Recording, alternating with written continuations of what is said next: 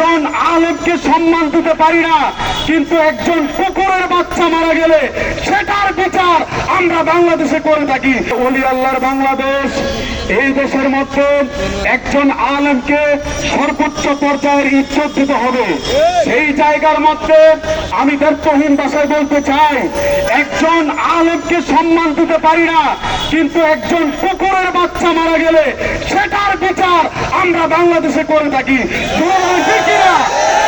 একটা কুকুরের বাচ্চা এবং তার মাকে মারার কারণে যদি এই বাংলাদেশে বিচার হতে পারে, একজন সর্বোচ্চ পর্যায়ের শ্রেষ্ঠ আলেমকে হত্যা করা হলো দিবালোকের ন্যায়।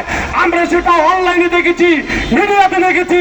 সেই আলেম আল্লামা মুফতি রইসউদ্দিন রহমতুল্লাহ আলাইহিকে দিবালোকের ন্যায় শহীদ করা হলো। আজকে 1 বছর হয়েছে, তার কোনো বিচার